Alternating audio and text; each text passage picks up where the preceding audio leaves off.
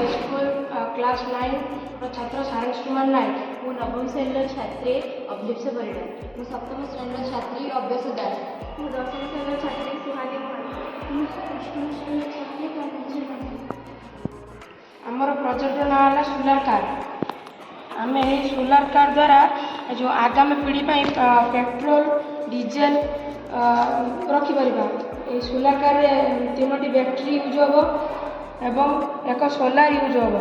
यही सोलार सीधा सड़क भाव में बैटेरी को चार्ज कर बैटेरी मोटर को चार्ज कर। धर कौन कारण बैटेरी खराब होगा ताना आम सोलार द्वारा सीधा सड़क भाव में मोटर को इंजिन को चलाई पार जहाँफल आम गाड़ी को नहीं गैरेज पाखक जापर।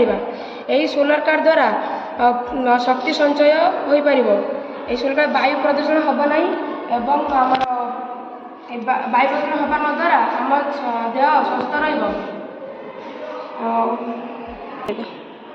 Thank you.